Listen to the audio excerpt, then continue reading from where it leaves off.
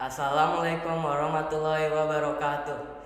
Good morning everyone. My name is Devriano Atala from class 7A. Today I will be presenting about my social studies project which is Barelang Bridge Diorama.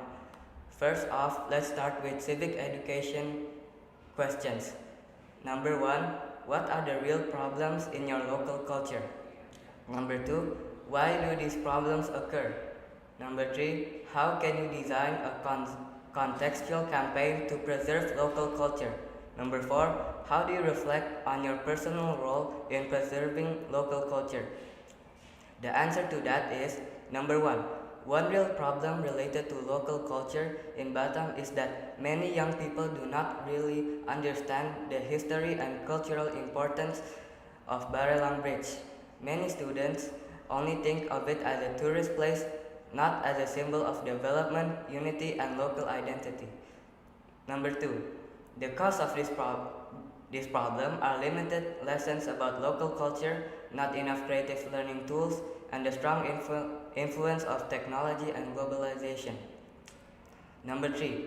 To help solve this problem, I will create a diorama of Barelang Bridge as an educational project. This project will help students learn about its history, purpose, and cultural meaning in a more interesting and visual way. Number 4. As a student, my role is to learn more about local culture, share information with others, and make creative projects that help protect and preserve our local heritage. Why did I choose Barelang Bridge as my idea? I chose this theme because my parents, specifically my mother, come from Batam, which is part of the Riau Islands. It is not only an iconic landmark, but is also a very impressive and beautiful bridge. In my opinion, Barelang Bridge is cool because of its unique design and its important role in connecting the islands in Batam. Through this project, I want to introduce Barelang Bridge in a creative and educational way so students can better understand its history, importance, and why we should appreciate important local icons like this. Next is product explanation. The product I will create is a 3D diorama of Barelang Bridge that shows the bridge structure, the sea, and the surrounding environment. Also, the diorama will have information about it. Next is the tools I'm gonna be using: cutter, scissors, ruler, pencil, glue gun, and paint equipment.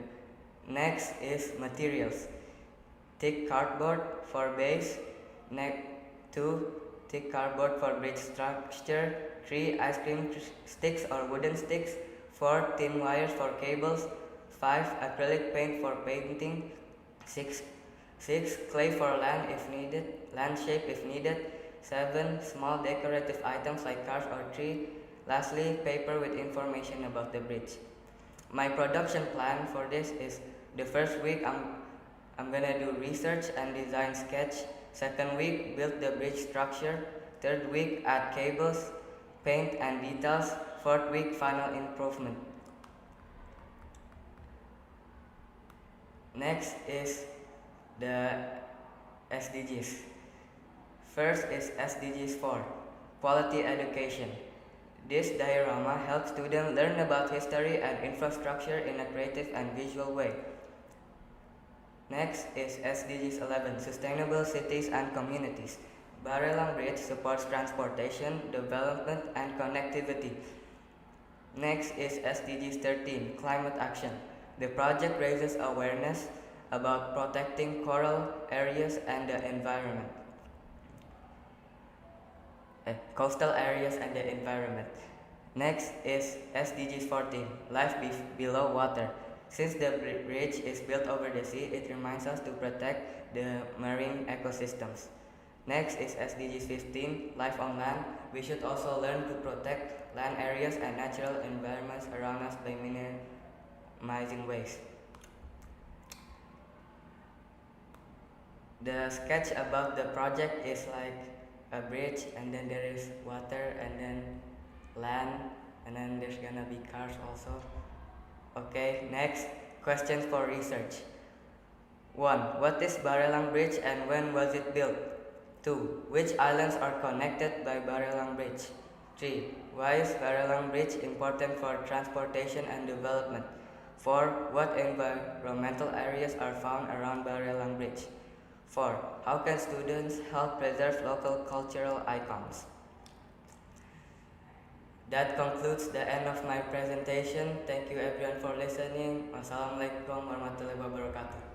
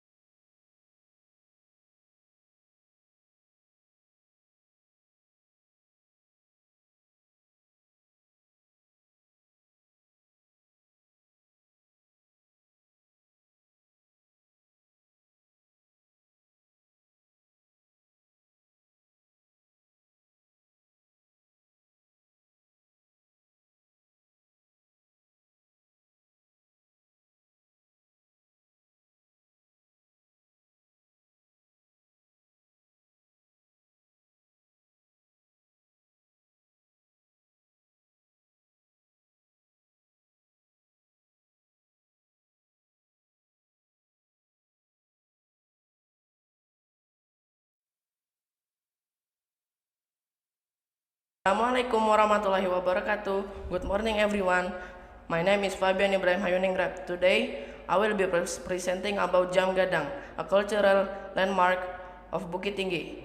This tower is a symbol of local culture, but unfortunately, there are issues surrounding the preservation of local culture.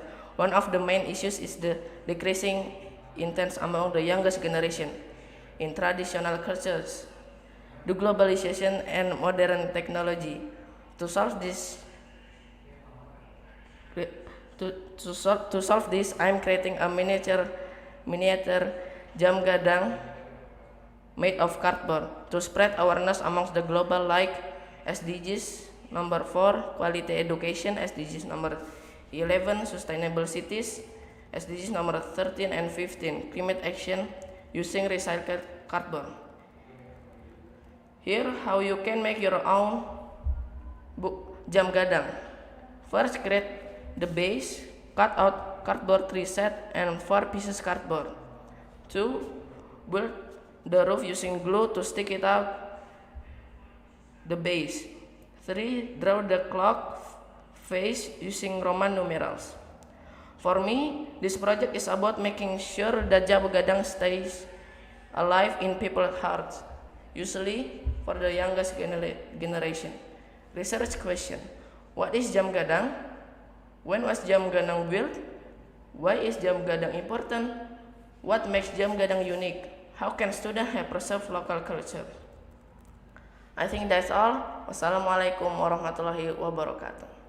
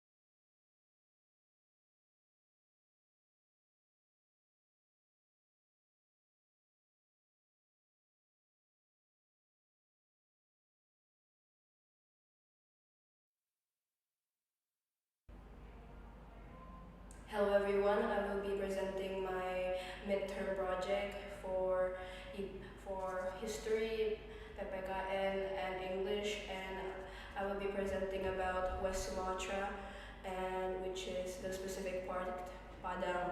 So the first thing, the sources are Pinterest, kemedikdut.go.id, detik.com, Adobe After Effects, Adobe Premiere Pro. Number one, identify the problems in Padang. The Minangkabau culture faces specific modern pressures, erosion of the material house system. The rumah gadang is often left empty or falls into despair as families move to modern nuclear housing. Loss of mother tongue. Younger generations in Padang are increasingly using informal Indonesian slang rather than the traditional Bahasa Minang. Commercialization of traditional arts. Traditional dances like tari piring are sometimes reduced to mere tourist spectacles, losing their spiritual or social context. Weakening of Nagari governance. Modern administrative systems sometimes clash with traditional village Nagari leadership structures. Number two, we are gonna analyze the factors. Why are these problems happening? Urbanization and migration. The tradition of marantau, which is migrating to seek fortune, often leads to a brain drain, where the youth disconnect from the essential roots. Globalization. Digital media prioritize Western or pop culture aesthetics over local traditional values. Economic barriers. The high cost of maintaining traditional wooden architecture, which is, for example, rumah gadang, leads families to prefer cheaper, modern concrete homes. Number three, designing a contextual culture preservation campaign. The project concept is a dual media campaign featuring an educational video with a voiceover and stock footage, and a physical Tari Padang display board. Strategic approach. By combining digital storytelling and visual art, the project aims to make traditional Minangkabau culture more accessible and engaging for the modern audience. Educational impact. The video serves as an interactive learning tool for Tari Piring's philosophy, while the display board provides a tangible historical context of Tari Piring. Number four, personal reflection culture safeguarding. Ownership. The survival of Tari Piring depends on my generation's active promotion. My role is acting as a cultural bridge, using digital skills to keep our ancestors' legacy relevant today. Commitment.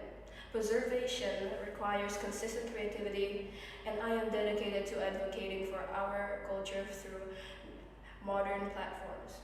And my vision is, this project begins a lifelong journey to protect our identity from globalization, ensuring it remains a source of pride for the future. The project vision and project design. The project theme will be designing a contextual campaign to preserve Tari Piring, moving beyond entertainment to honor its roots as Minangkabau harvest ritual. Why?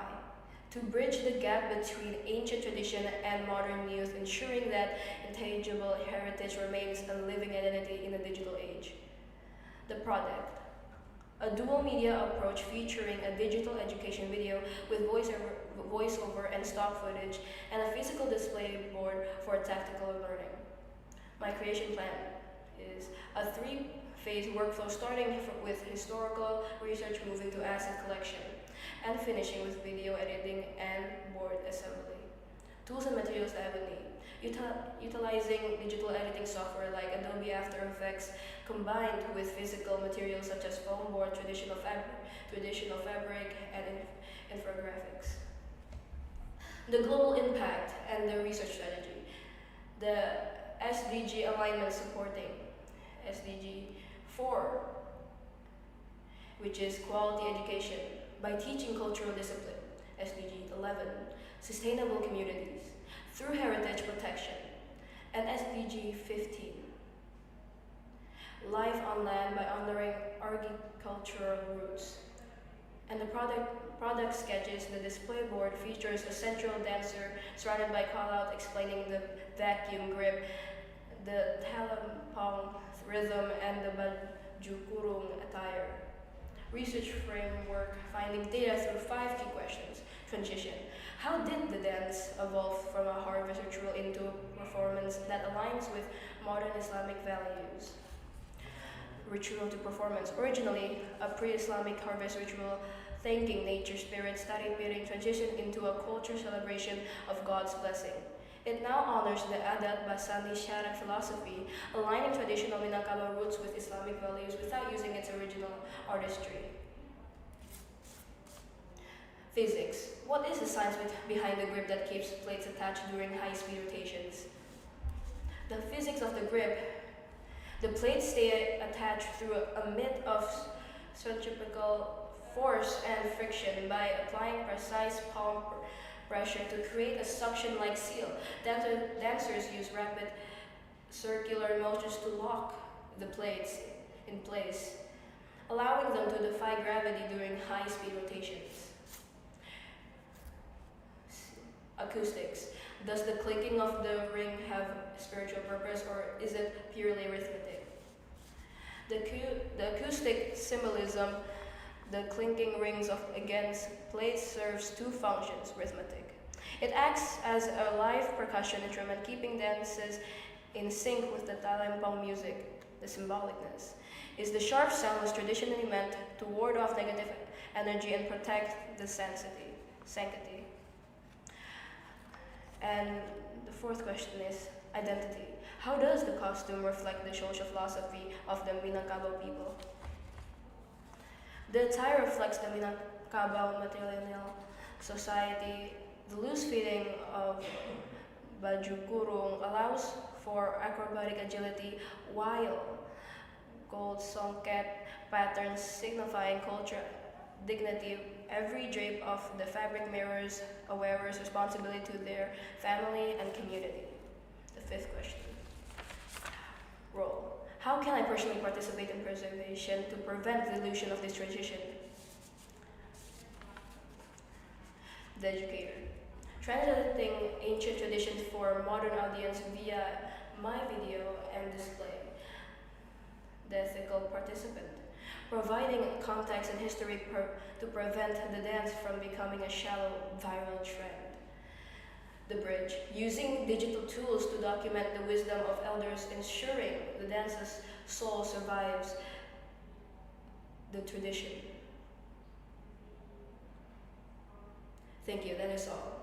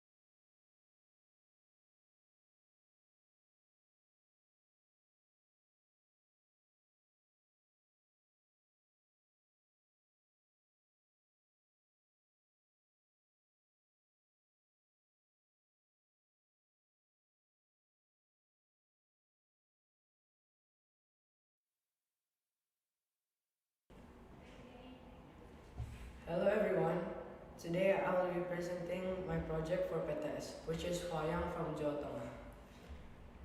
We'll start it with four questions. First, what are the real problems facing local culture in each environment?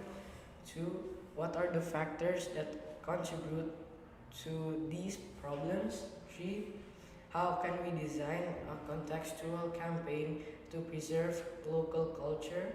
Four, what is the role of individuals in preserving local culture? Alright, the answer for the first question is younger generations' interest in traditional arts like wayang is declining. Second, the influence of globalization and foreign popular culture is more dominant on social media. Third, choose stories that are close to your local environment, then adapt the dialogue to easy to understand language. Fourth, learn about the history and significance of wayang characters before presenting the story. Why did I pick wayang for my PTS project idea? Because wayang is a cultural tradition from my parents' hometowns, Central Java, Solo. I also chose wayang because I really enjoy watching wayang performance. The stories are so engaging and the themes can be varied. So there's a wide variety of wayang performances to watch. The tools and materials to make this PTS project are scissors, cutter, pencil, brush, glue gun, rivets, used cardboard, wayang pattern, acrylic paint, chopsticks, wool thread, and soft wire. Alright, how to make this PTS project idea is first, decide which wayang character you want to make. Second, draw the wayang pattern on paper first, then cut it out. Third, transfer the pattern from the paper to a cardboard surface. Fourth, slowly cut the cardboard following the pattern. Fifth, trim the edges by using a small scissors to ensure a neat finish. Sixth, color the entire wayang using paint or markers according to the character's design. 7. Let the colored wayang dry. 8. Attach the check rivets to the wayang's arms. Lastly, attach the handle stick to the back of the wayang using hot glue. The SDGs that are connecting to this PTS project idea are SDG 4th, quality education. Why? Because paper wayangs are a medium for learning history, culture, and moral values. SDG 11, sustainable cities and human settlements. Because paper puppets help preserve cultural heritage. And SDG 13th, addressing climate change, because paper wayang can be made from used cardboard. SDG 14th, marine ecosystems, creating a paper wayang show with the theme of marine pollution due to plastic waste. The last, SDG 15th, terrestrial ecosystems. The story theme can discuss the importance of protecting forests and animals. Before I end my presentation, here are 5 questions that I'm going to answer. First one, when did paper wayang become known in the development of wayang art in Indonesia? It was known in the early 20th century from the 1950s to 1970s. Second, which figure or region was the first to popularize paper wayang? Art communities in Yogyakarta, Surakarta, and Bandung. Third, what is the difference between paper wayang, shadow wayang, and golek wayang? Paper wayang uses paper and simple design, while wayang kulit uses carved buffalo hide and shadow projection. Wayang golek uses carved wood and has a three-dimensional form. Fourth, what materials are commonly used to make paper wayang? The main materials are thick paper and wooden skewers. Fifth, what stories are most often performed in paper wayang shows? Mainly Ramayana and Mahabharata, plus local folklore and moral stories.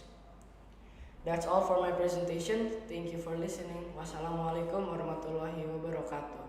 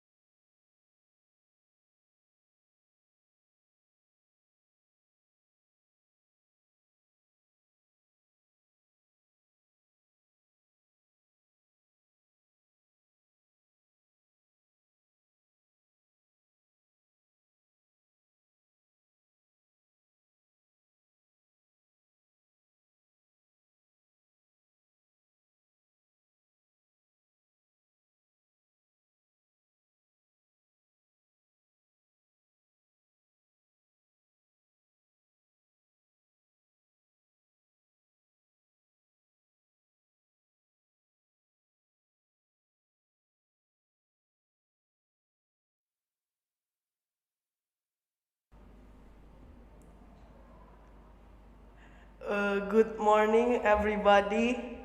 Today I'm gonna presentate my presentation, which is IPS project. First, this is the PKN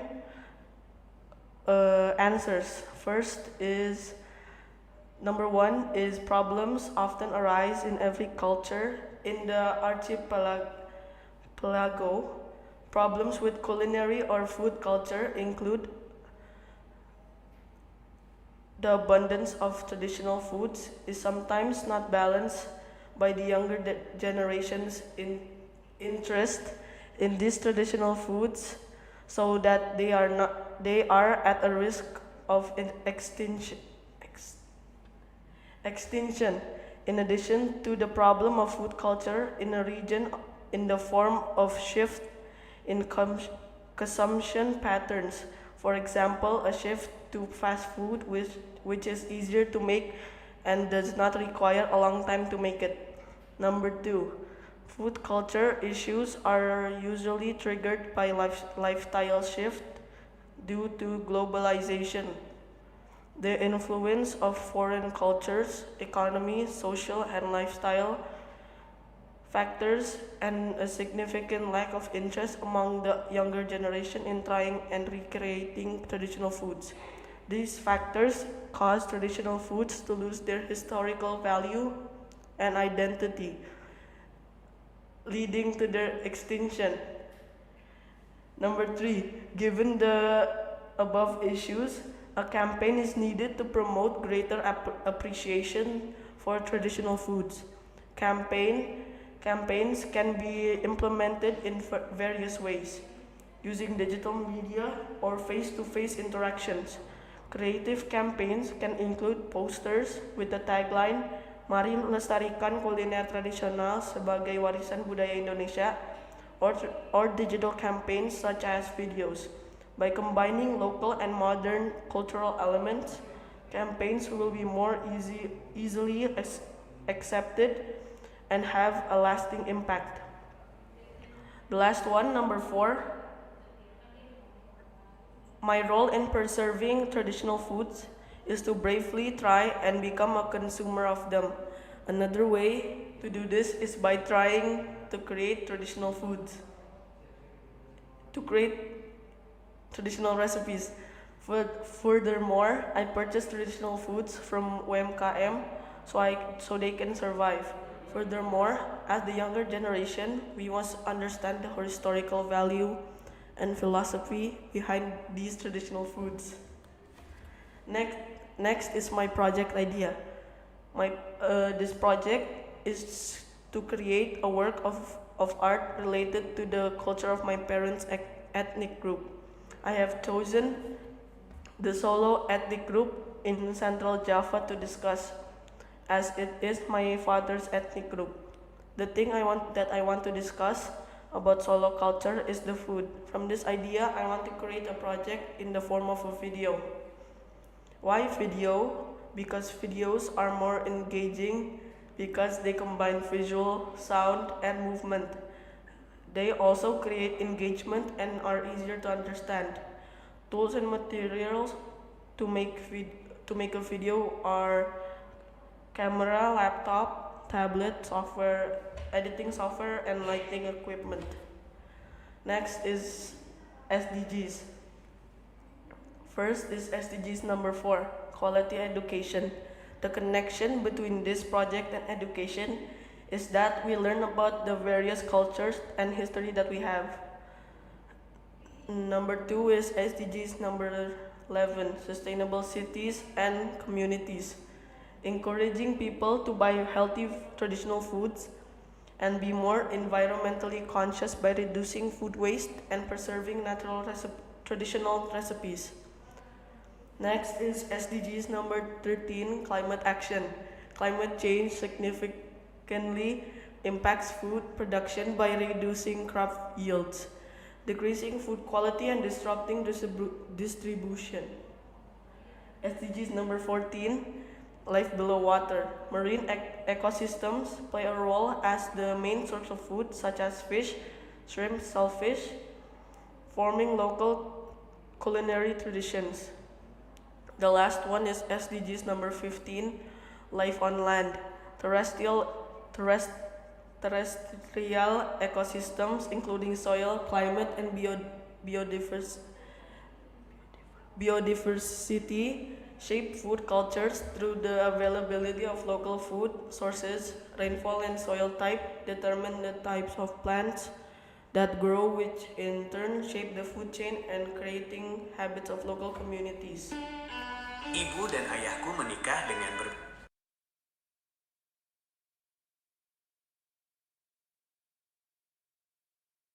Questions.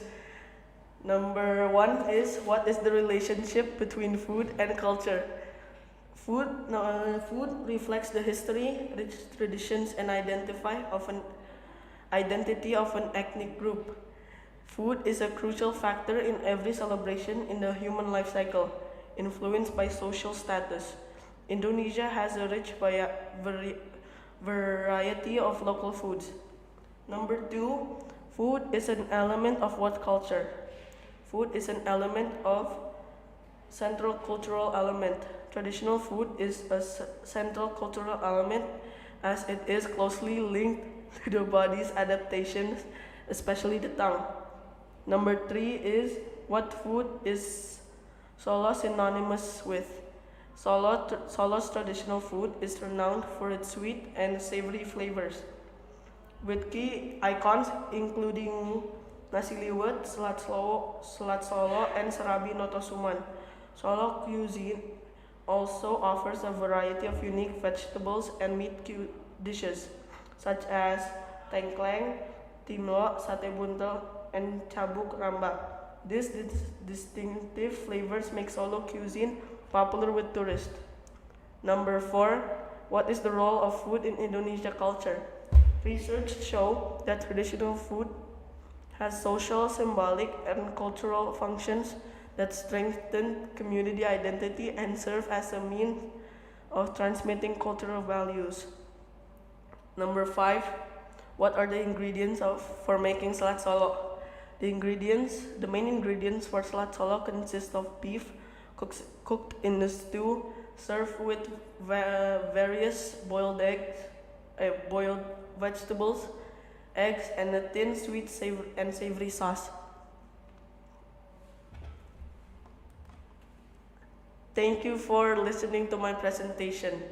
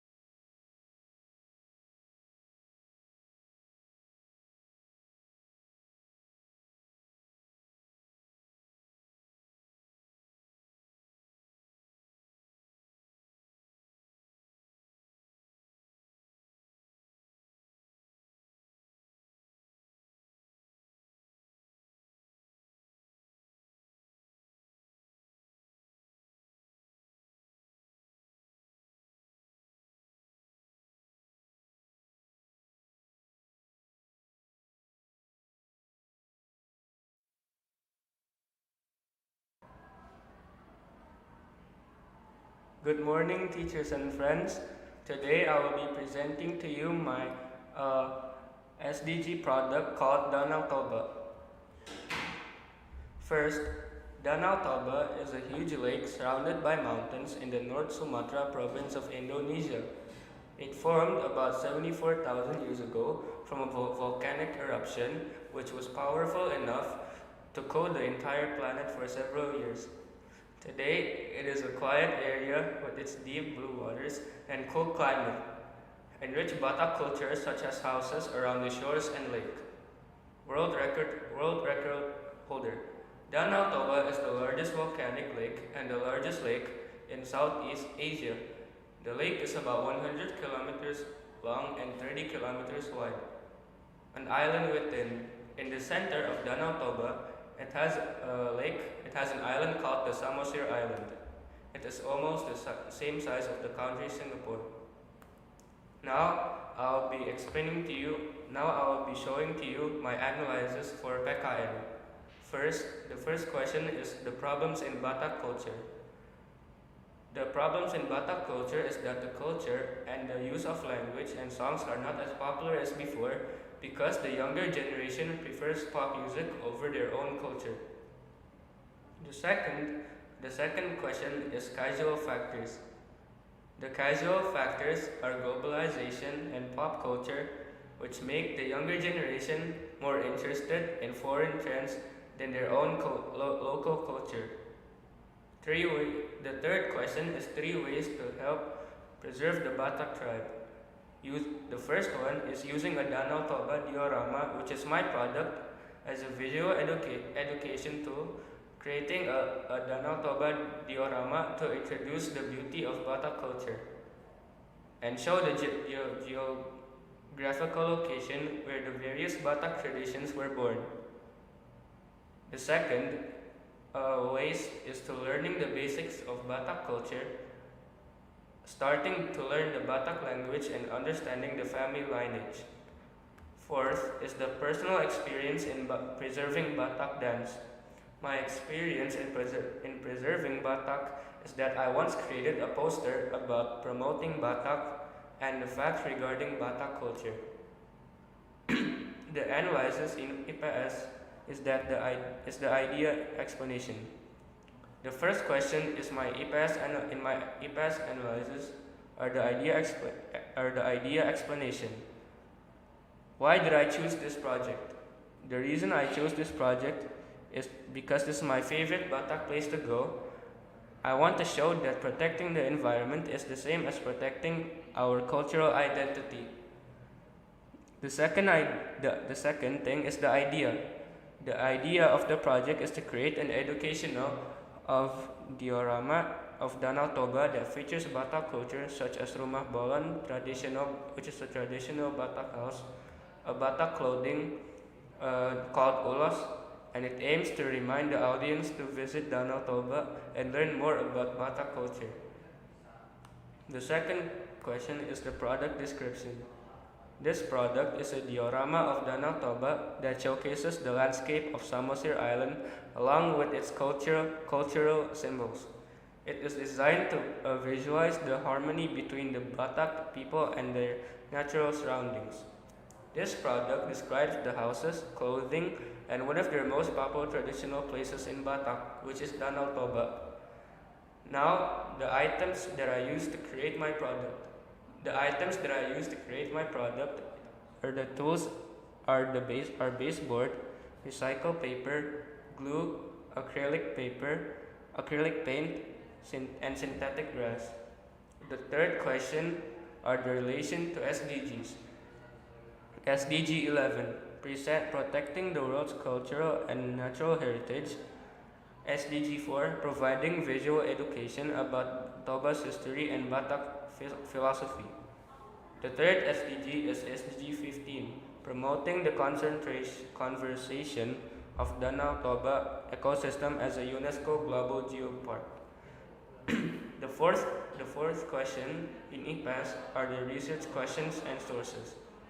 The first question are what is the philosophy and meaning behind the Rumah Bolon design?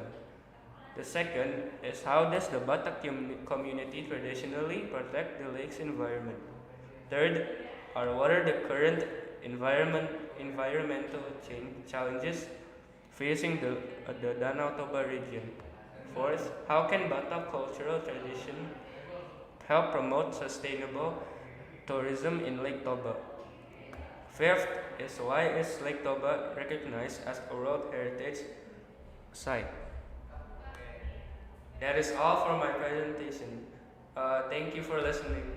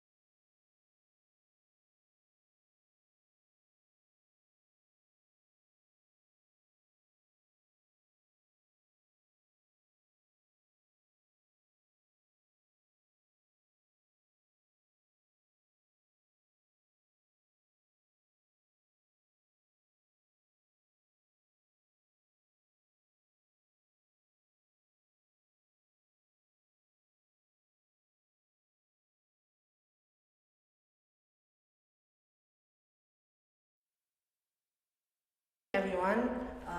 Today I would like to tell you about my mid-test project. So today I would like to tell you about the problems and their causes first.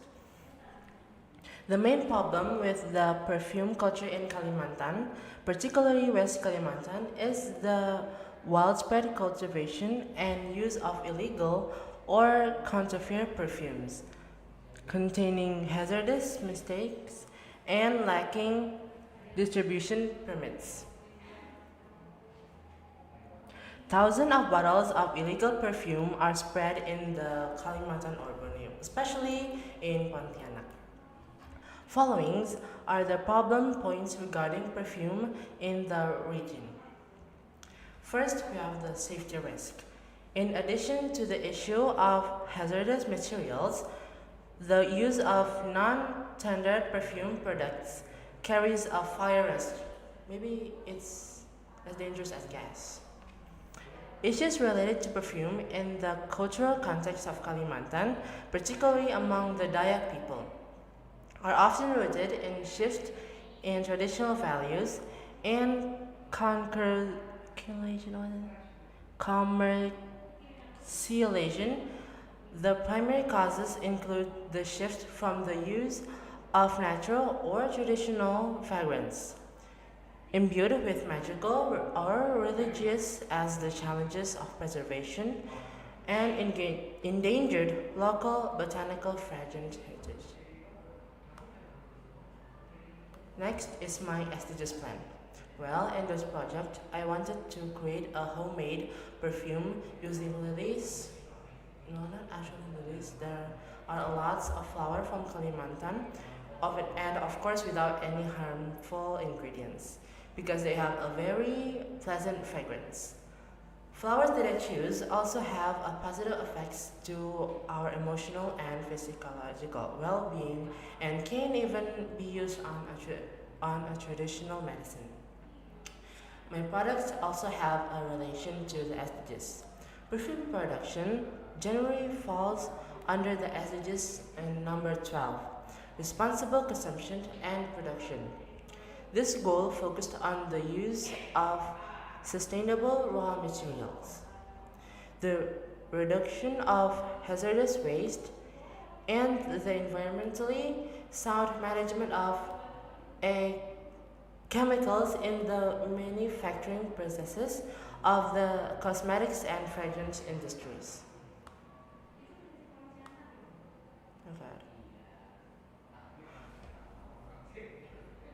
And this is how I made my perfume. First, we need a small jar, and then we need 70 or 90% of alcohol, and then we need the petals from the flowers. First, we need to put the petals from the flowers straight into the jar. If it still doesn't fit, it's okay to squeeze the petals until it fits, and then fill the jar with the alcohol until it's filled, and then wait it sit in your room without any sun, and then wait it for 24 until 48 hours. After that, strain the alcohol with coffee filter. Remember, coffee filter. And then, ta-da! Your perfume is ready to go. But homemade perfume only can be used for 2 months only. If it's more than 2 months, it's already expired. It smells bad. Well, that is enough about my product. Thank you for listening.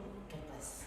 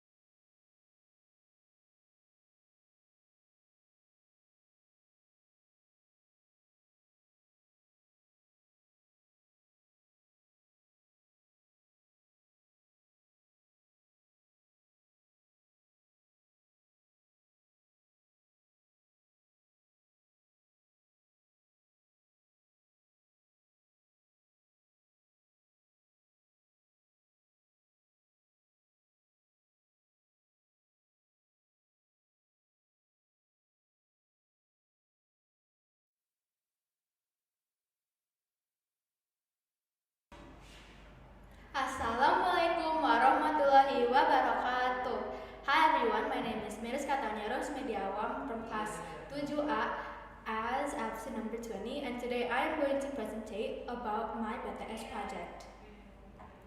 First of all is the PPKN slide.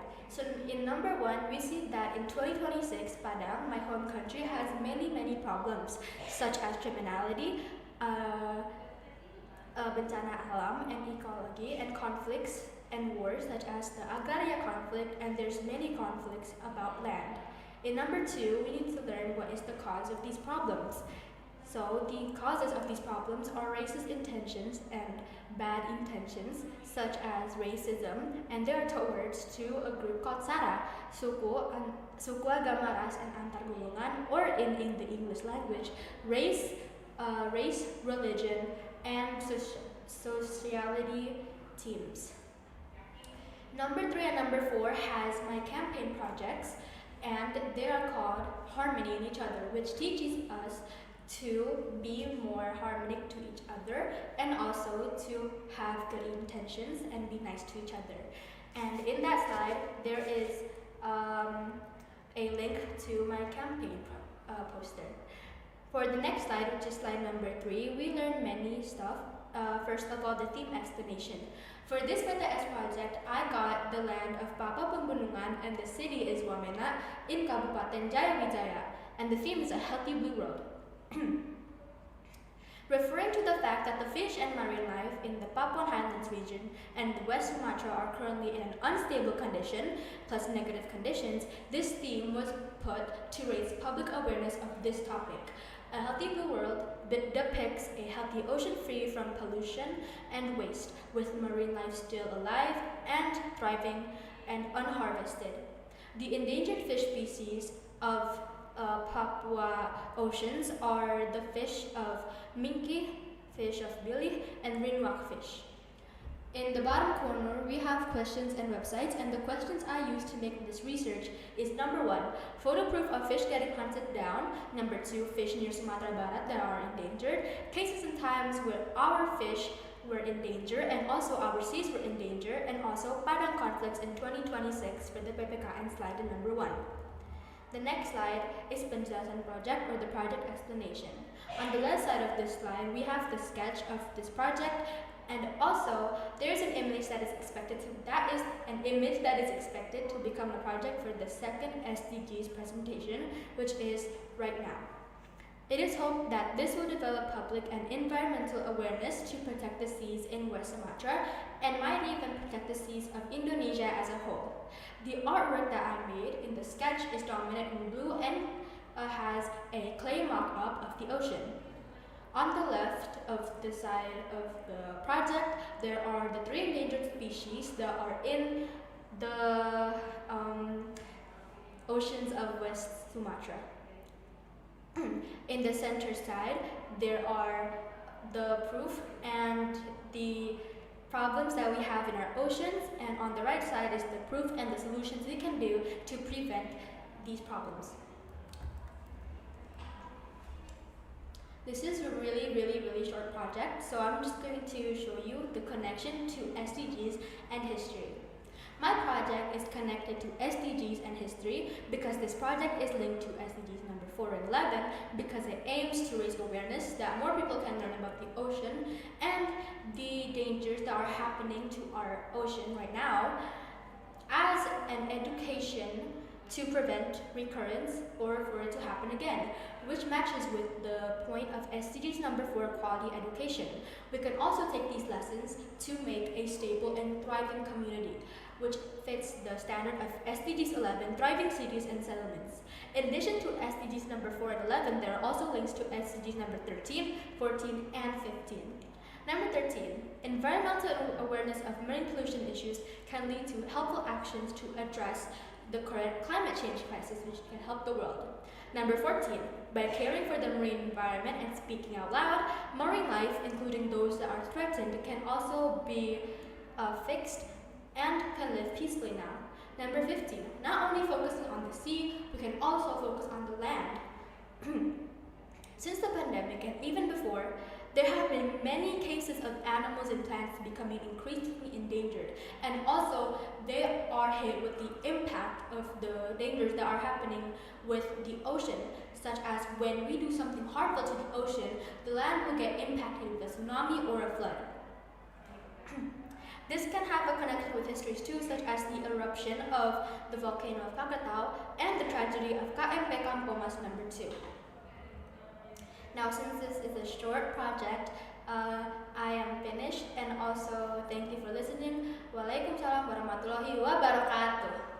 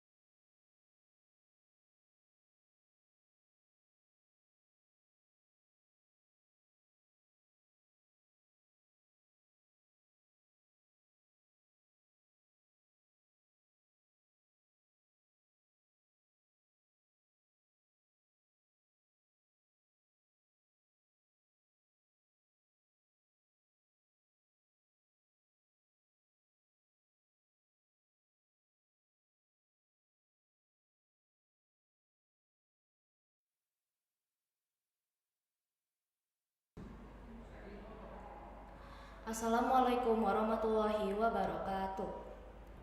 Hello everyone, my name is Misha Azmina, and today I will be doing a presentation about Bandung Lautan Api. Firstly, civics. The real problem and their factors in the Sundanese strike. Degradation of the Sundanese language. The reason behind this degradation is from modernization and globalization, dominance of the national language, general gaps, and etc. Next is the decline of traditional artistic values such as modernization, globalization, and shifting generational properties. And the last is racism and hate speech. From social media and social interactions. Secondly is social studies. SDGs idea. I choose the history of Bandung Lautan Api because I find it quite interesting to discuss and can also enhance our feelings towards nationalism and help us remember the legacy of our heroes and also their struggles. Products that I will make. I will make a diorama and a trefold to illustrate the Bandung Lautan Api incident and its history that I will start in March. Tools and materials I need. Firstly, cardboards. Second, glue gun. Third, paints. Fourth, brushes, obviously. Fifth, scissors or cutter. Sixth, paperboard. Seventh, stationaries. And the last is decorations. Relation to the SDGs number.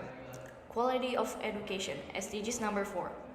By enhancing a student's knowledge of the nation's history and struggle and instilling nationalist values towards our heroes. Sustainable cities and community, number 11, by preserving cultural and historical heritage. Climate action, life below water, and life on land. 13, 14, 15. The spirit of sacrifice in Bandung Lautan Api teaches responsibility for the nation's future. But now that responsibility means protecting the environment through climate actions, preserving marine life, and conserving land ecosystems. Sketches and references. I will be making a trefold that has titles, decorations, research results, timeline, the heroes that were struggling, that presented the incident, more research results, decoration, decorations, and documentation photos. And I will make a mini diorama. 5 questions for research. First, what happened in Bandung Lautan Api incident and when? On March 24, 1946, the Indonesian military burned down South Bandung so the Allies won't use Bandung as their military base. Second, why did Bandung citizens burn Bandung? What was the reason? The reason is same as the first question, to prevent Allies and Dutch forces from using Bandung as their strategic base during Indonesian Revolution. Third, there was no facilities. Third, how many fatalities were there in that incident? There was no fatalities there because it's not firmly documented. Fourth, was it only Bandung that is affected or were areas outside Bandung also affected? Yes, other regions did get affected from Ujung Berung until Cimahi. Fifth, how did people rebuild the city of Bandung after the incident? They did it by doing mutual assistance and teamwork. That's all for my presentation. Thank you for listening. Wassalamualaikum warahmatullahi wabarakatuh.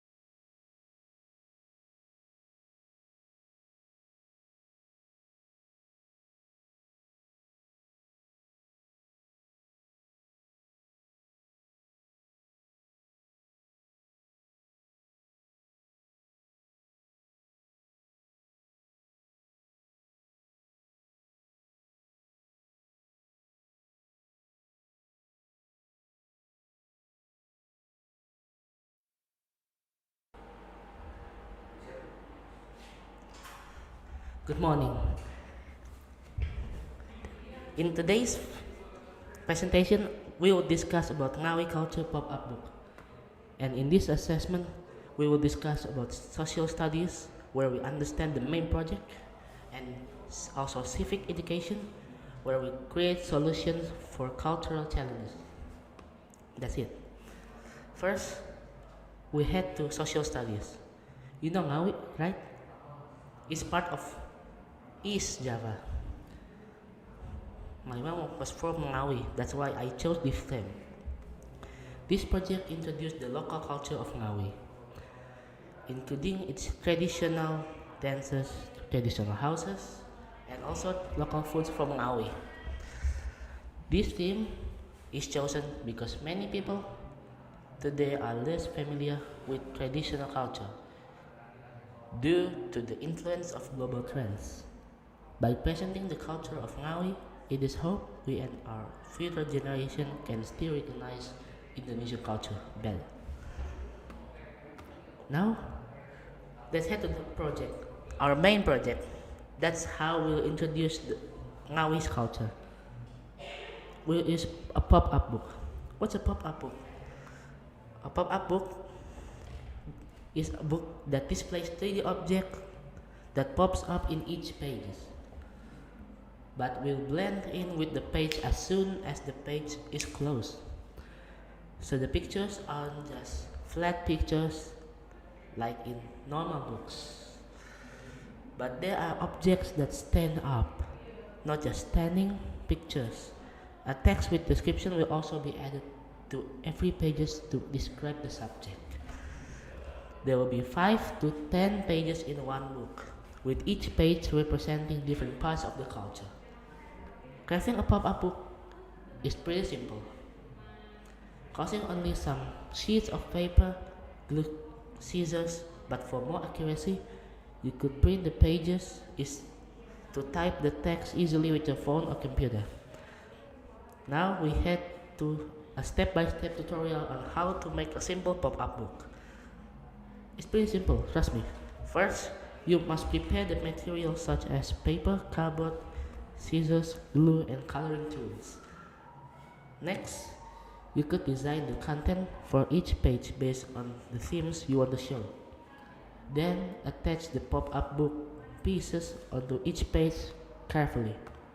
After that, cut and fold to create pop-up mechanisms that can stand up when the page is open.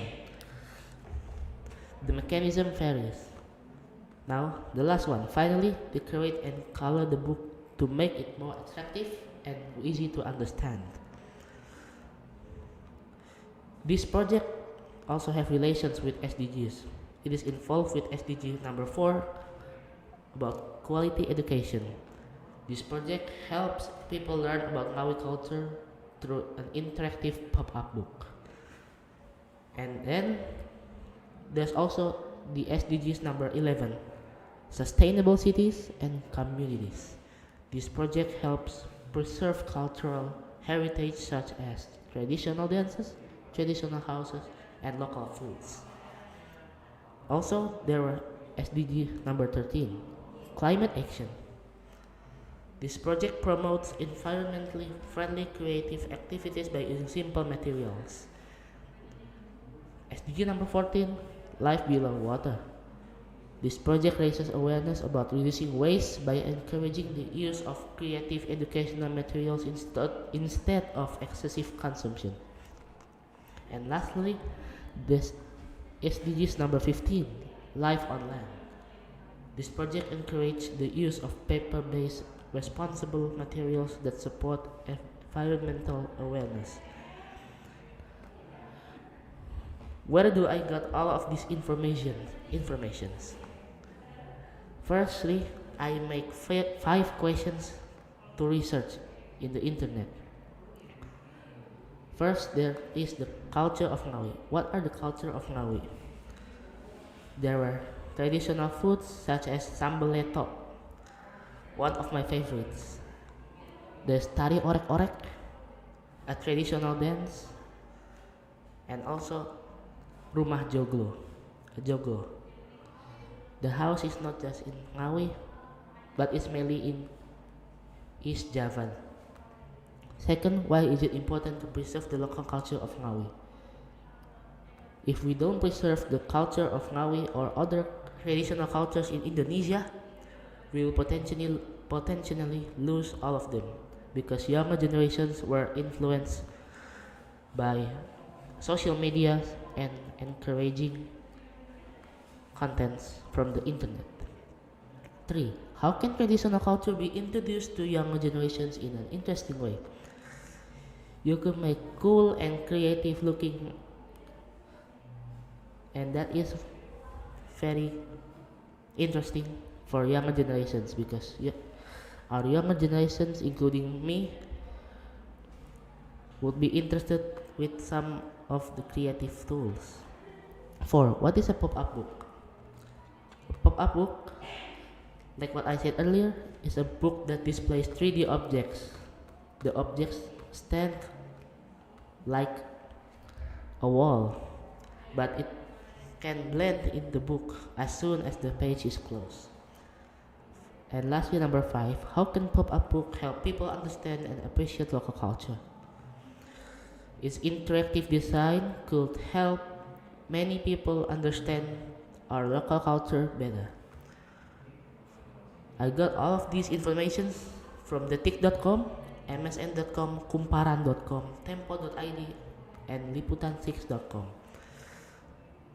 Last but not least were the problems we encounter, and that is for civic education. First, we should identify real problems in local culture. Local cultures in Ngawi are started to be forgotten and less known by younger generations due to the influence of modern culture. And 2, we analyze the cause of the problem. Some of the cause includes lack of interest among younger generations, limited introduction to local culture from an early age. 3. Designing a cultural preservation campaign by creating a local pop-up book about Ngawi cultures as a creative tool, it could potentially increase interest in learning local culture and raise awareness about cultural preservation. And lastly, number four, we reflect on our personal role. Me, of, as a student, I can contribute by preserving local culture, by learning about it, and sharing it to others with creative media such as pop-up book. Well, that's it. Thank you.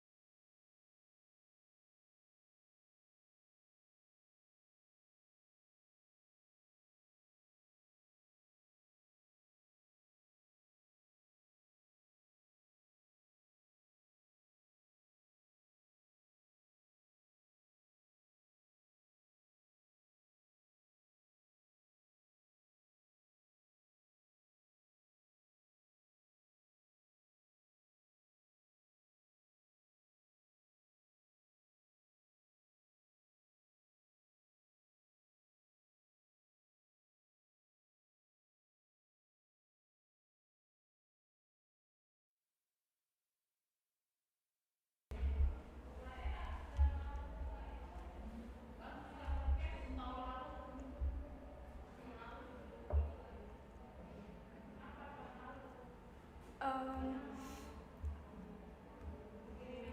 Assalamualaikum warahmatullahi wabarakatuh. Good morning, everyone. Today I will be presenting about my project. First, we will be identifying the real problems in Jambi's local culture, cultural identity and social cohesion. Political identity risks overemphasis on political identity based on ethnicity, religion, or culture may lead to social division and discrimination against minority groups, diverting attention from substantive development issues like education and economy. Marginalization of groups. Indigenous group communities, such as the Sad and Orang Rimba, are losing ancestral lands due to deforestation and plantations, which weakens their cultural identity, disrupts traditional knowledge transmission, and causes social and economic difficulties. They also face social exclusions and negative stereotypes. Cultural heritage preservation.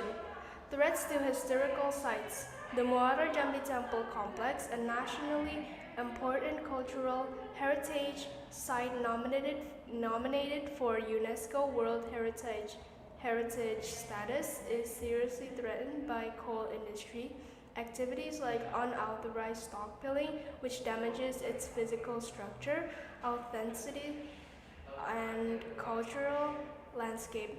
Although regulations exist, implementation is inadequate.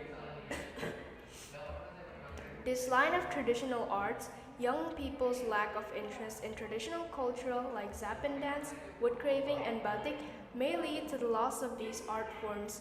Jambi Batik also faces marketing challenges such as insufficient innovation, uncompetitive pricing, limited distribution channels, and inadequate promotion, which hinder its development and inheritance.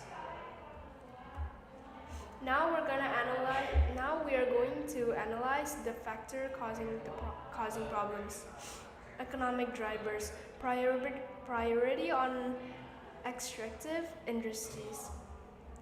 Coal and palm oil sectors are major contributors to Jambi's GDP and government revenue, leading to policies that prioritize their expansion over cultural protection, land conversion for plantations, and mining directly encroaches on indigenous territories and heritage sites.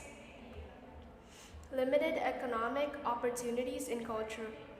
Traditional arts and crafts often provide lower income compared to modern jobs, discouraging young people from pursuing them. Weak market infrastructure and lack of investment in cultural industries further limit viability. Policy and governance gaps. Inadequate regulation enforcement. While laws protect cultural heritage and indigenous lands, implementation is weak due to limited resources, corruption, and overlapping authority between local and national agencies. For example, rules restricting activities near Muaro Jambi Temple are frequently ignored. Lack of targeted cultural policies. There is insufficient funding and strategic planning for cultural preservation, education, and economic development of traditional sectors.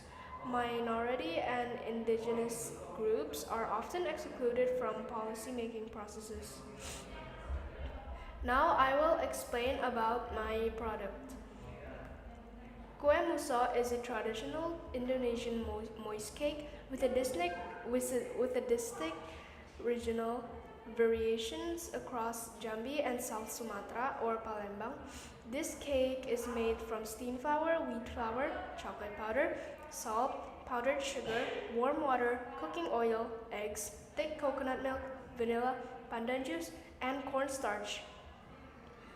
To make it, first prepare the outer layer by mixing 250 grams glutinous rice flour, 80 grams all-purpose flour, 50 grams cocoa powder, 50 grams sugar, 1 pack of vanilla powder, and a pinch of salt. Then gradually adding 350 milliliters of warm water, while stirring until smooth before kneading in 50 milliliters of oil until the dough is non-sticky. For the inner layer, combine 100 grams all-purpose flour, 150 grams of sugar, 1 pack of vanilla powder, and a pinch of salt. Then mix in 2 eggs, 550 milliliters of coconut milk, then gradually stirring well before adding 2 drops of pandan paste and sifting to remove lumps. Grease a mold, press the outer layer dough into it to form a bowl shape. Pour in the inner layer mixture until full and steam a preheated steamer for 10 to 15 minutes until cooked. Sifting flour beforehand using fresh pandan leaves. Blend it with coconut milk if paste isn't available, and covering the steamer with a clean cloth to prevent water droplets from ruining the texture. Here's the explanation of why I chose to make this project. The reason why I chose to make this project is because this dessert is a traditional dessert from my culture, Jambi, and I want people to know about the foods from there and maybe try them too. So, I start by making a project that is kue muso. Kue muso is also a simple and easy dessert to make, and it doesn't require a lot of time to make. It only requires about 60 to 75 minutes to make. Here are the relations to SDGs number and why is my project related to these SDGs numbers. SDGs number 9, industry, innovation, and infrastructure. You can innovate by adapting traditional recipes for modern preferences or developing eco-friendly production methods while also building connections that strengthen local food infrastructure. SDGs number 8, decent work and economic growth. If you collaborate with artisans, small-scale farmers, or micro-enterprises for ingredients or production, you create income opportunities and preserve traditional culinary skills as viable as livelihoods. SDGs number 2, zero hunger. By using local ingredients like glutinous, rice, coconut, and pandan, you support sustainable local food systems and can help promote food security, especially if you incorporate initiatives to make nutritious traditional snacks accessible to communities. SDGs number 11, Sustainable Cities and Communities. Showcasing Kue Muso as part of local cultural heritage can enhance community identity, foster social cohesion, and support inclusive community activities. SDGs number 12, Responsible Consumption and Production.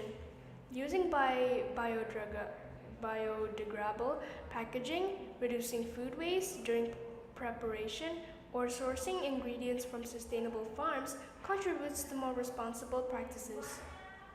And lastly, SDGs number 17, Partnerships for the Goals. Collaborating with schools, local governments, or nonprofits to scale the project or educate others about traditional foods help build collective action toward achieving these goals. And there's an example of my product. Now the questions I use to find information. 1. What are the primary ethnic groups in Jambi and what are their distinct cultural practices, languages, and traditional livelihoods? 2. What challenges do indigenous communities like the Sad and Orang Rimba face in terms of land rights, social inclusion, and cultural preservation? 3. How are local communities involved in decisions making related to cultural and natural resource managements? The website I use to find the answers are in www.jambikota.go.id. Thank you for listening to my presentation. I'm sorry if there's a few mistakes that I said. Wassalamualaikum warahmatullahi wabarakatuh.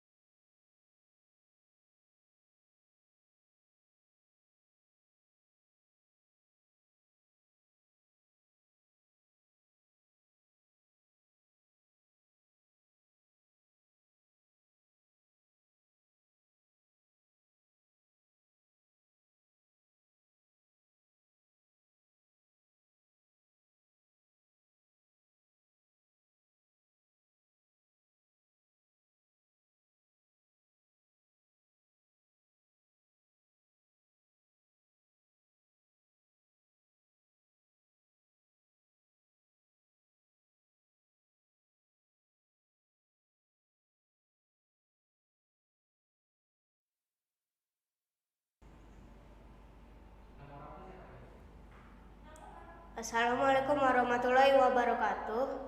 Today I'm gonna give you guys my presentation about my project. My project is about bir peletok. Bir peletok adalah minuman tradisional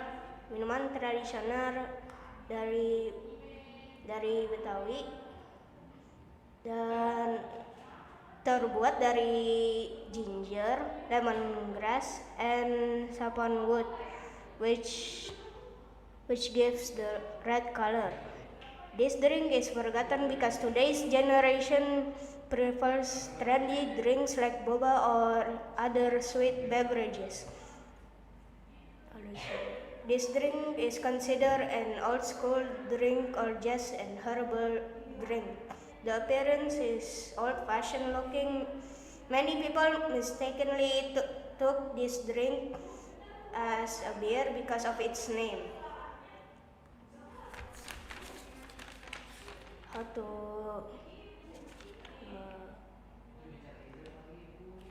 strategize rebranding. Reposition beer Baltok as a healthy and halal drink, celebratory drink for parties or family events. Mix and match. Innovate the drink, make it more attractive to new generations. Combine with soda, jelly, foam or shaved ice. Innovation and modernization. Make a modern packaging and to make it trendy.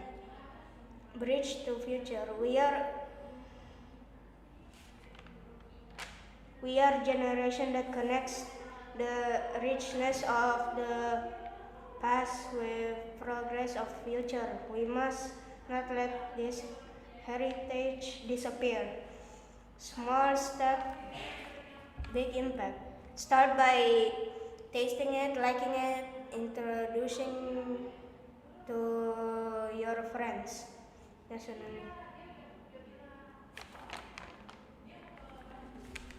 And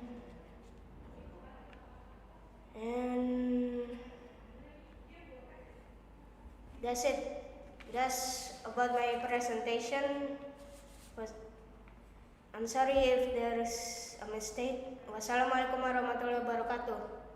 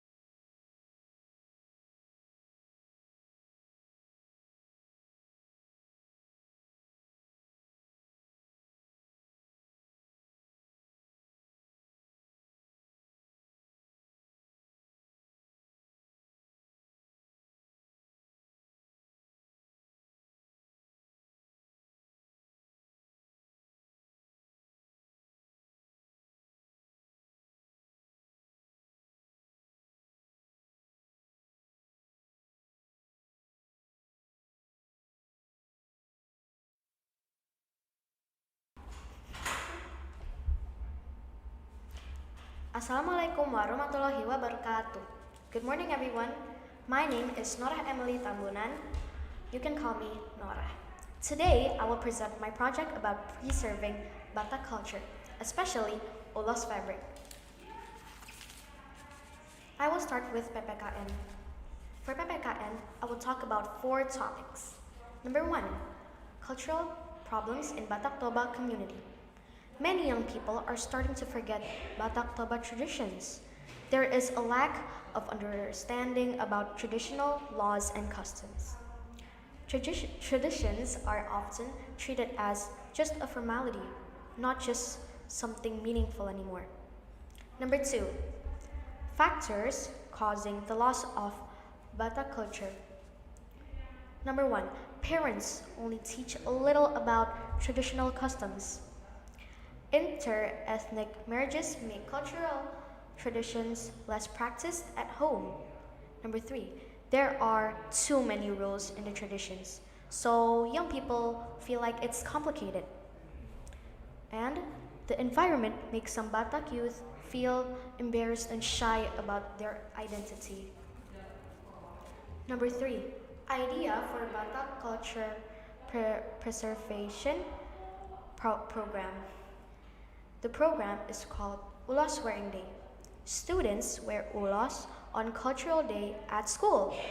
They can take group photos with the Batak culture theme, share the photos on social media to introduce Batak culture to more young people. This program makes culture feel fun, proud, and alive, not old fashioned. And the last one, my role in preserving Batak culture. I learn and understand Batak traditions and customs, and I help keep the traditions alive in daily life. I speak the Batak language so it doesn't disappear. And I use social media to promote Batak culture to younger generations. Next, I'm going to be presenting my EPS. First is my SDGs culture project idea. For this project, I'm going to make an educational ulos display. An educational ulos display is a project that shows and explains ulos, which is a traditional cloth from the Batak culture. In this display, people can see the ulos cloth or the pattern and read simple information about what it means and when it's used. This display helps people understand why ulos is important in the Batak traditions, like in weddings, blessings. The goal is to help people learn about Batak culture. Next is product project and how to make it. Okay, so for this project, I will need fiberboard, ulos fabric, glue, scissors, hot glue, and printed information sheets. The step to make this is first, I attach the fiberboards together to create the base. Next, I stick the printed information about the ulos on the board. Third is add interactive elements, for example, like small fabrics, samples people can touch or lift. And lastly, decorate it. Okay, next is what's the relationship between the project and the SDGs? Well, this project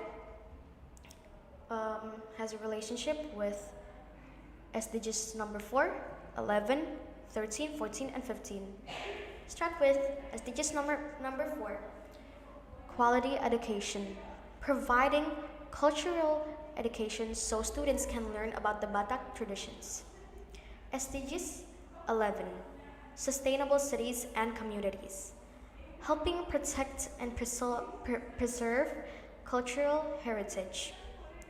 SDGs 13, 14, and 15, environment and natural resources, supporting the use of natural materials like traditional fabrics, aka ulos cloth. Okay, next is data questions to help me search for data. Number 1, how can we preserve ulos culture? Number 2, when do people usually wear ulos? Number 3, what does ulos mean for Batak people? Number 4, which ulos type is used the most? And number 5, why is ulos important for Batak people? And that is it for the presentation. Thank you for your attention. Thank you. Goodbye.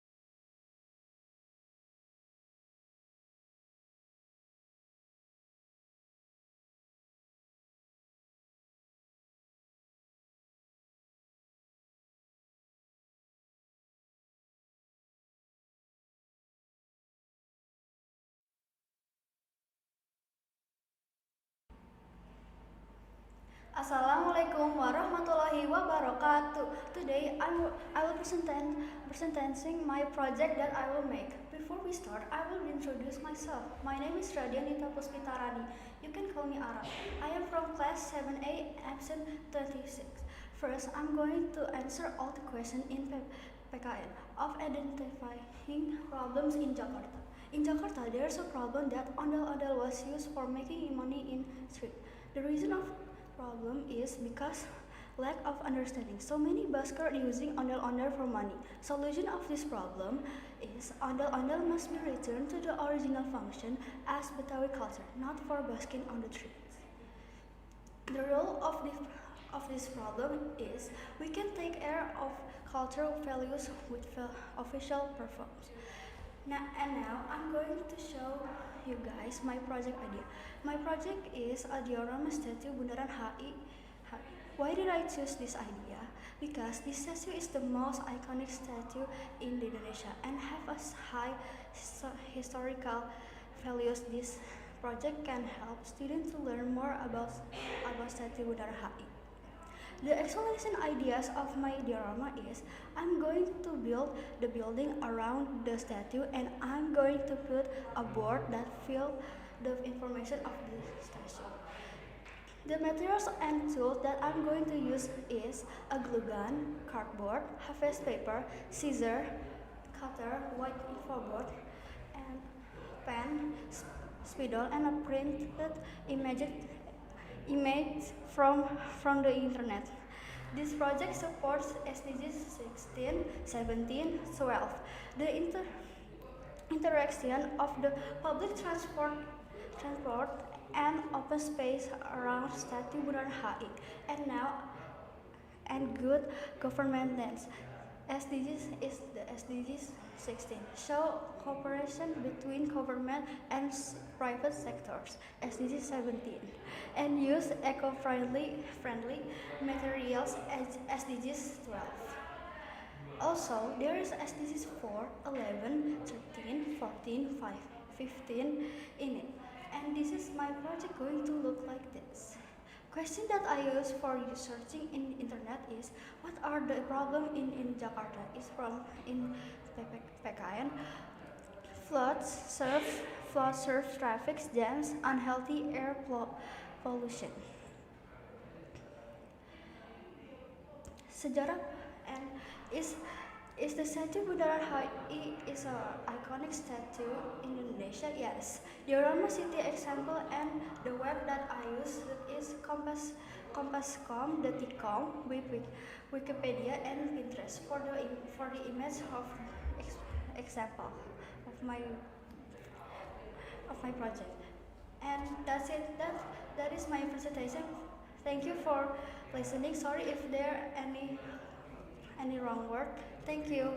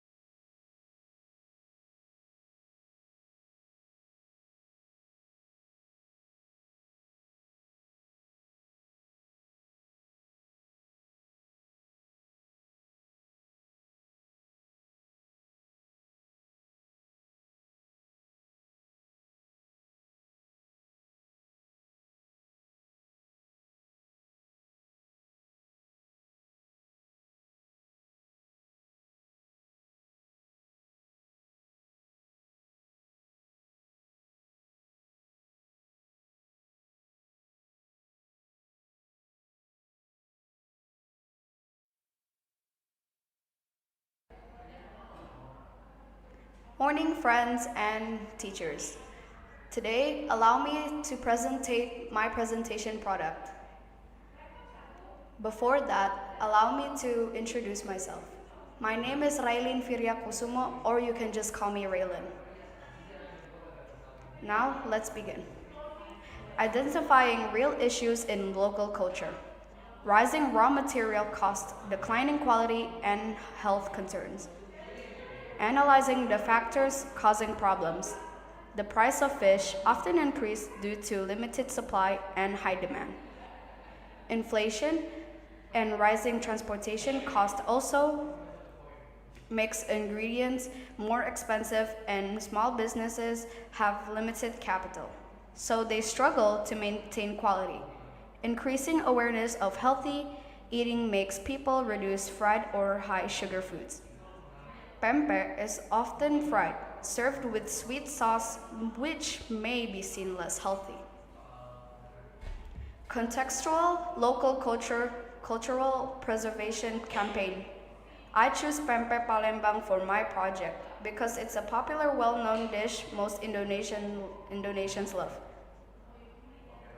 For my product, I'm planning to use a canvas holder.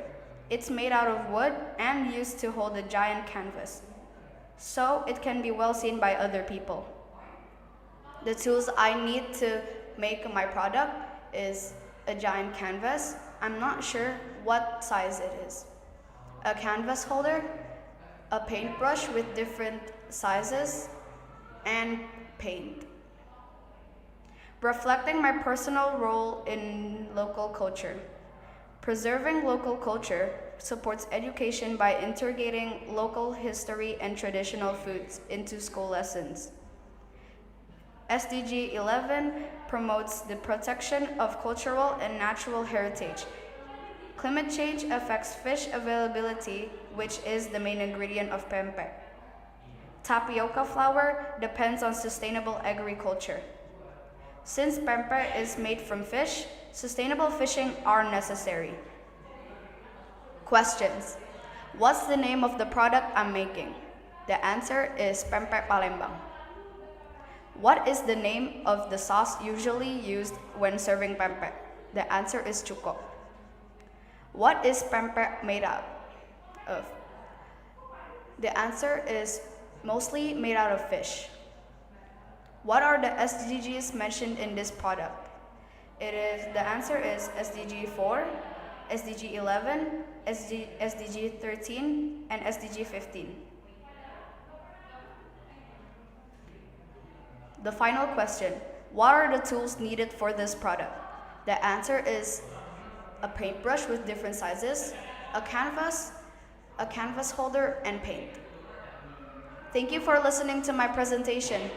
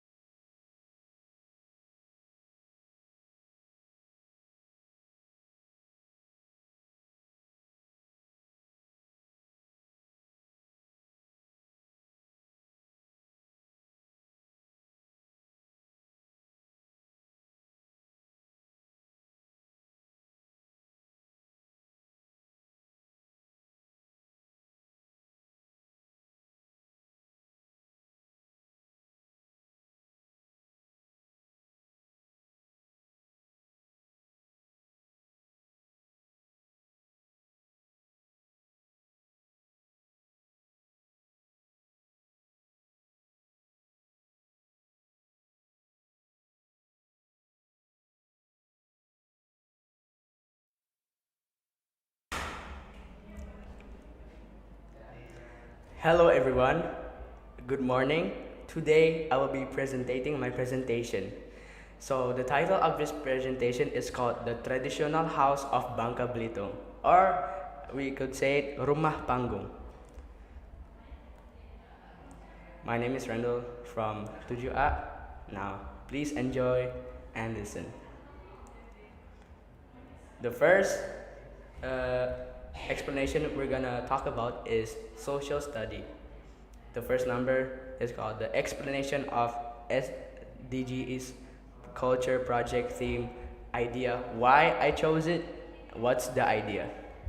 The theme I chose to make a traditional house called Rumah Panggung is from Bangka Belitung because it has a very unique structure and function. And my idea is to make a small replica of it with the biography under it. The second explanation is the product I'm gonna be making, including production plan, tools, and materials. For this project, I will make a small replica of Rumah Panggung from Bangka Belitung. Then I will put a biography with picture of the traditional house so people can see my progress and what replica I will be making. I will make them out of cardboard, ice cream sticks, and origami for the biography under my project. That could help my project so it will make it better. And for the tools, I'll just be using scissors and glue. Very simple. The third one, connection of SDGs number. For education, culture, history, SDA 11, 13, 14, and 15. This presentation is to show people how cultures have different ways to live by tradition based on where they live, and what danger would come to that place by making this traditional house. For the history, this type of stilt house is characteristic of the Malay community in Belitung, mostly Belitung, and reflects their adaptation to the local environment and culture. And for the construction process, historically involved community cooperation, or in Indonesia, we call it gotong royong. Reinforcing social bonds, the design to embodies a core philosophy of maintaining harmony between humans and nature. Let's move on. Now, this part is called civic education. So the first question is identifying real problems in each local culture. The main environment problems in Bangka Belitung center on island land and sea, degradation due to legal and illegal mining or exploitation. Key impacts include the destruction of over 315 hectares of protected forest, sea pollution, floods, drought, and the loss of coral reefs. This has triggered an ecological crisis, threatening the livelihoods of fishermen and endemic wildlife in Bangka Belitung. So this is very dangerous for everyone, including people around. The second one is analyzing the causal factors of the problem. The primary cause of various problems in Bangka, principally environmental damage, is rooted in massive and uncontrolled tin mining activities. This leads to land degradation, heavy metal water pollution that people most likely cannot drink and has to clean it, erosion and disparities in the livelihood structure of the population. Furthermore, weak coastal spatial planning regulations contribute to disharmonious land use. Third one, designing a contextual local culture preservation campaign. This presentation is a small replica of the traditional house I will be making called Rumah Panggung from Bangka Belitung and a biography under it. Fourth, reflecting on a personal role in maintaining local cultural preservation. This presentation, my presentation, is an educational process of learning by understanding cultural ways to live in their birthplace, so people could learn how traditional houses have function that helps local people to live in a place where danger awaits them. Let's move on. So the final part is questions. First question: what is this house made of? First, the house is made of 90% wood, including this type of wood called nyato wood for the pillars and ironwood for the floor.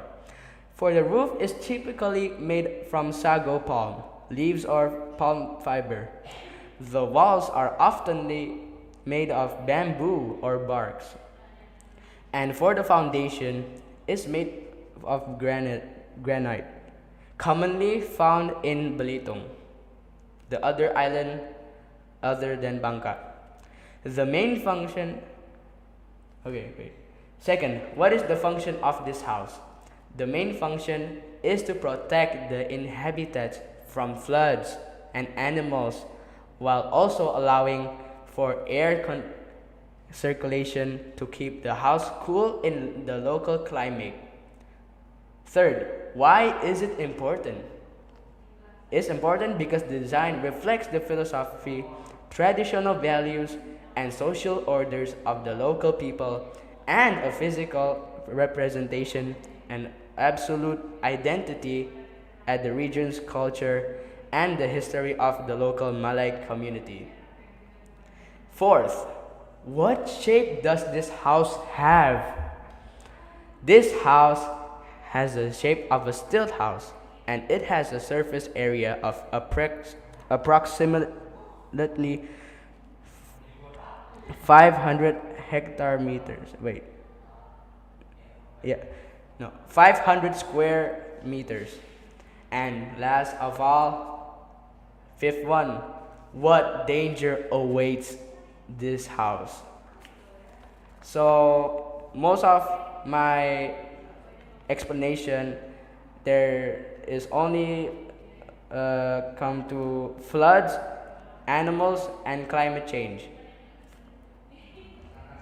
So that's all for this presentation.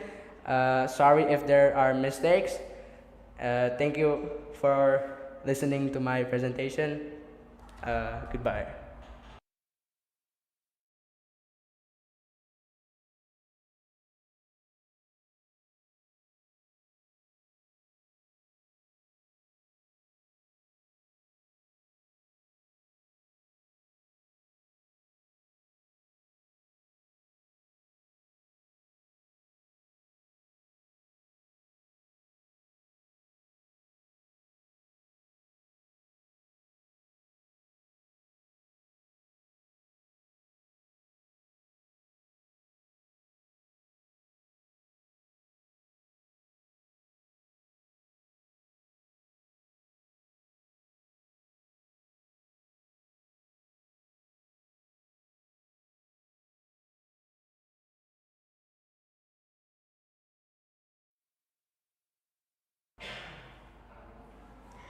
Assalamualaikum warahmatullahi wabarakatuh.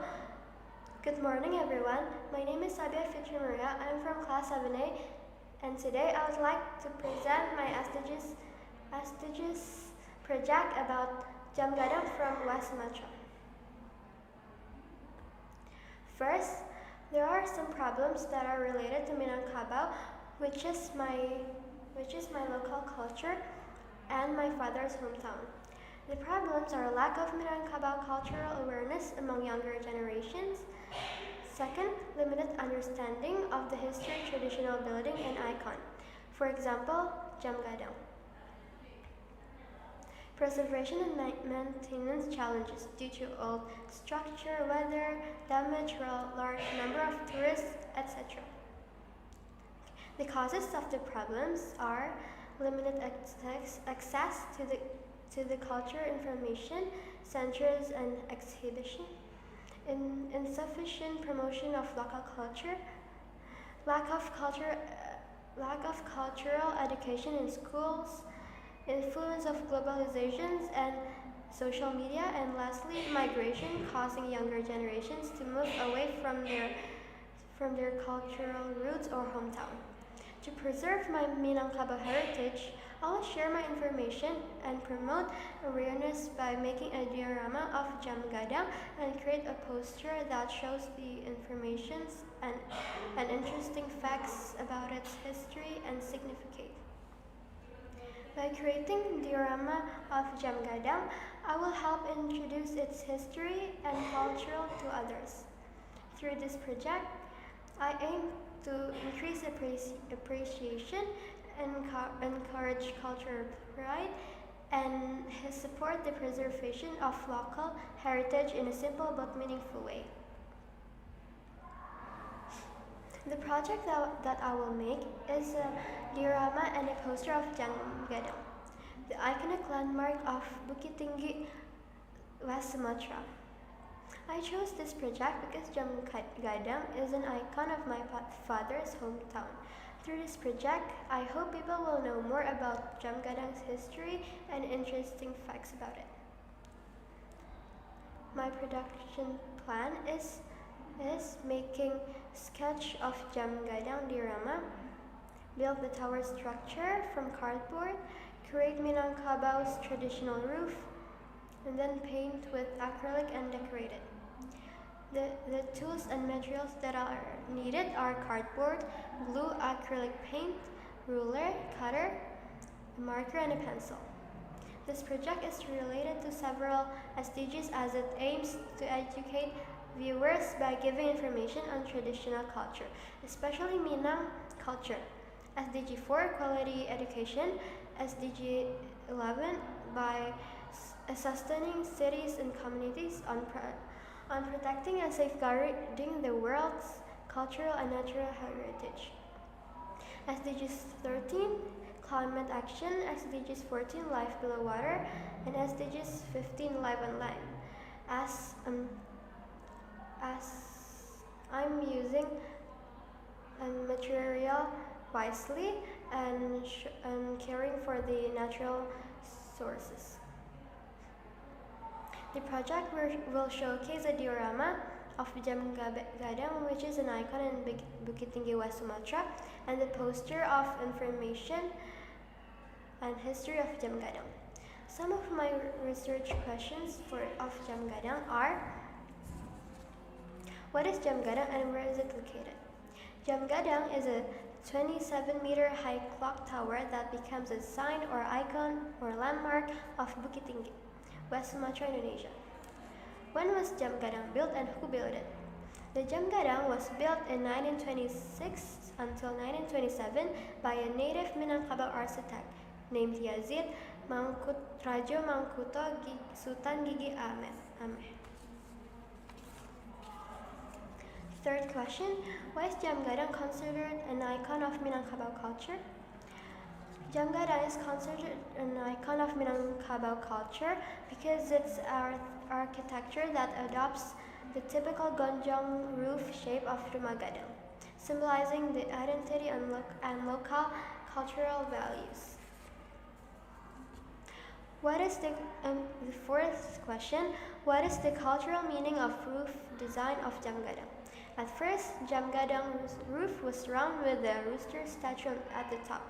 However, after Indonesia became independent, the roof was replaced into a gonjong shape, which is a characteristic of Minangkabau traditional architecture. Lastly, the fifth question, why was Jam Gadang built? Jam Gadang was built as a gift from Wilhelmina, the Queen of Netherlands, to Rook Maker, which is the Secretary of Bukit Tinggi or for the Kong.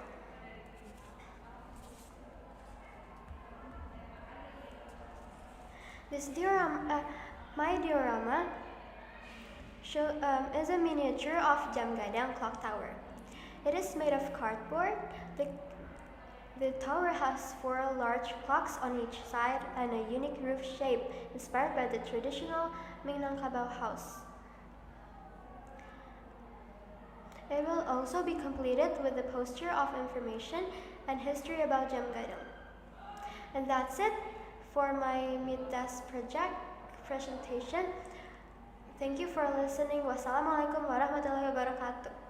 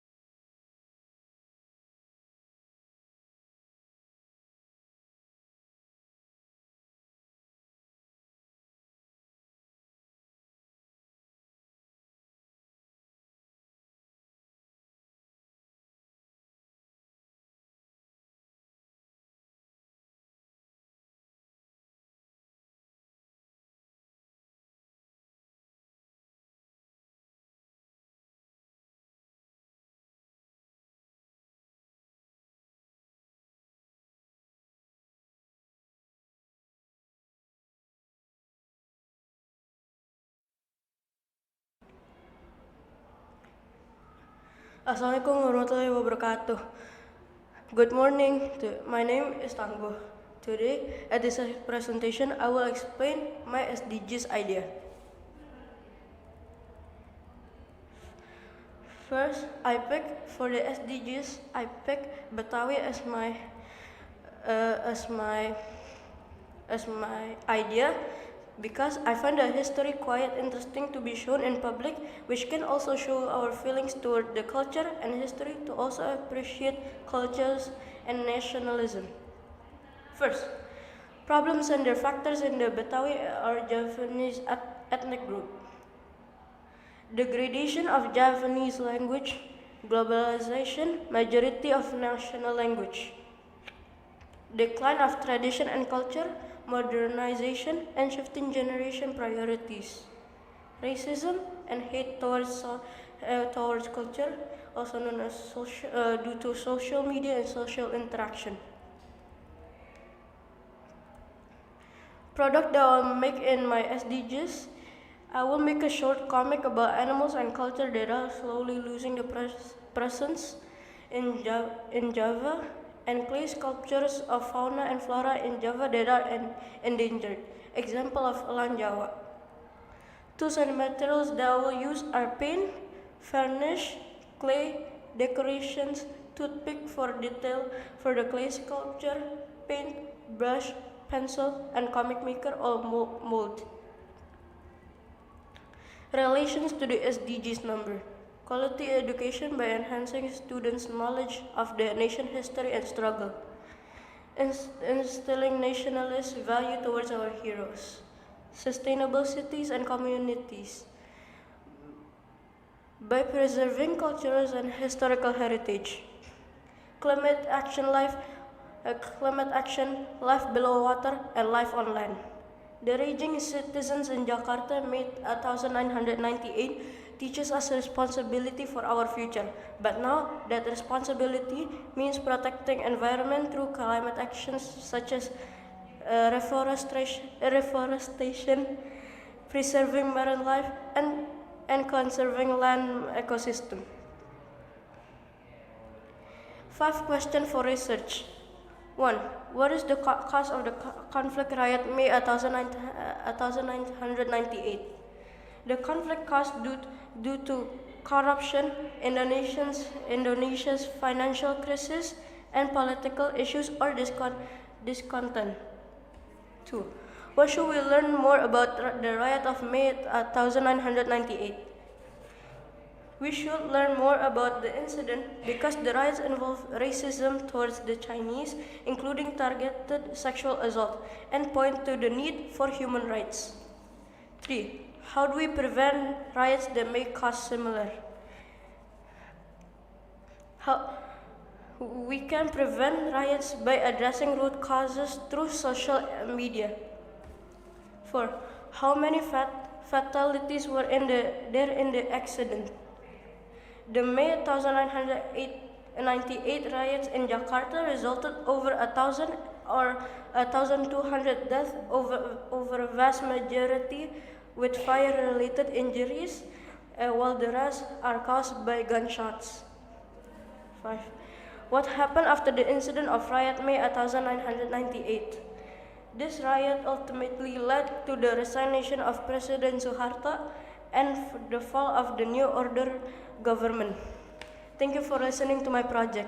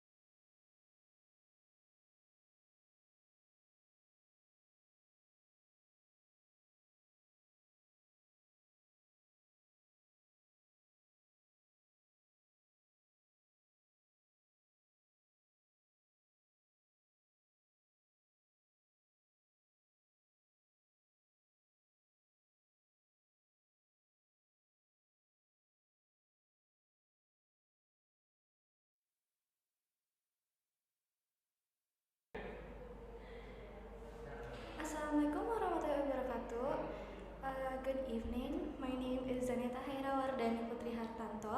I'm from Class 7A and I will be presenting about my project Perfume and Music Diorama. First, to identify a real problem, a problem that the Ambonese culture have is the lack of attention that they are getting for their culture and their history. And second, analysis causative factor. The factor is happening because the tragedy that happened in 1999 to 2004 and geographical and political marginalization. Third, local culture preservation campaign. Campaign can be implemented in many ways. For example, protect the heritage of Maluku Ambon. Lastly, personal role in preserving local culture. What I can do to spread awareness of Ambonese culture is by making a diorama about their history and their achievements.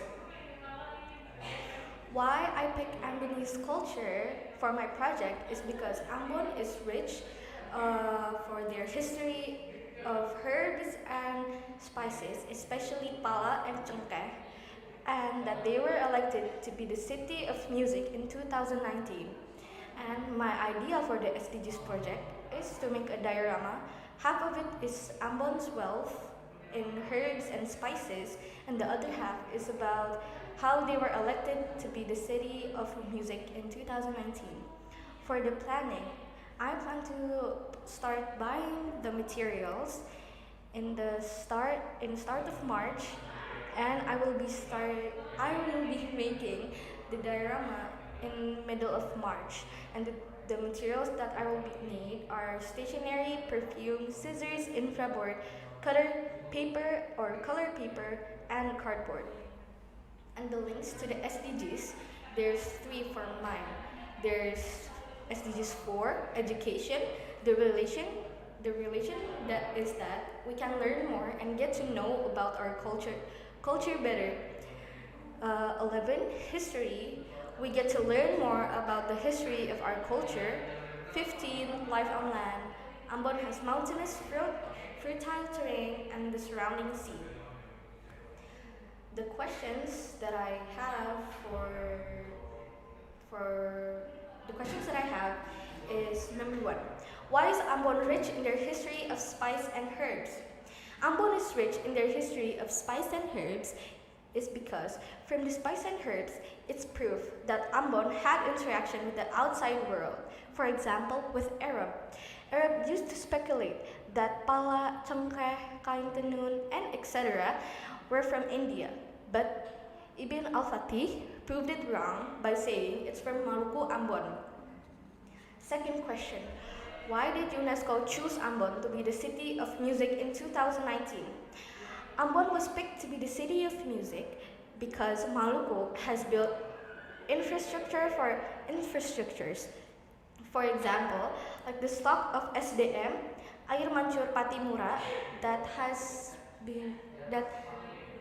the icon of Ambon, if I'm not mistaken, and etc. Third question, has Ambon ever had international relations? Yes, they have, with Arab. Fourth question, why do so many famous artists come from Ambon? Because people in Maluku Ambon have music in their DNA, and because most of the popularity in Ambon are Christian, and one of the ways they pray is by singing. And the cause of how they pray by singing is that they already have a trained voice to sing. And some of the famous singers are Ruth Saha Yona, Marcelo Tatito, Glenn Fredley, and etc. Last question, why are the voyages to Ambon are so well known? The voyages to Ambon are so well known because in the west, especially next to Selat Malaka, there is a kingdom Sriwijaya, which is identical with Maharaja. Sriwijaya is known to be a strong and powerful kingdom and have dominance in Selat. because they feel that they have dominance in Salat, they feel that they have the right to control and take tax from traders across Selat Melaka. For the source, there's nationalarchaeology.com, Sejarah Perdagangan Rempah-Rempah di Maluku Ambon, and there's National Archaeology, Sejarah Perdagangan Rempah-Rempah in Ambon, and Journal Isi Yogyakarta. That ends my presentation. I'm sorry if there is any mistakes. Thank you. Wassalamualaikum warahmatullahi wabarakatuh.